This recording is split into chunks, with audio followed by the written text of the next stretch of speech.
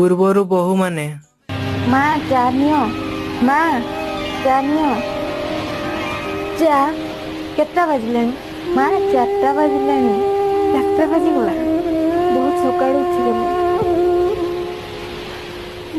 ହଉ ଯା, ଏବେ ଖାଇବା ବନେଇବୁ। ଖାଇବା ମୁଁ ବନେଇ ସାରିଛି।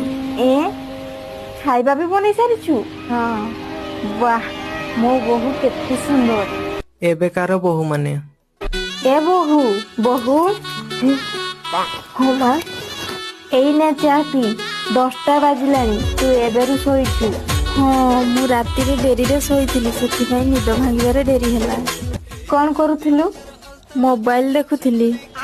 ଓ, ହେଲେ ତୁ ଚିନ୍ତା କରନି, ମୁଁ ରୋଷେଇ ସାରି ଦେଇଛି।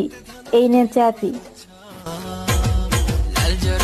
ମୋ ଶାଶୁ ମା କେତେ ଭଲ।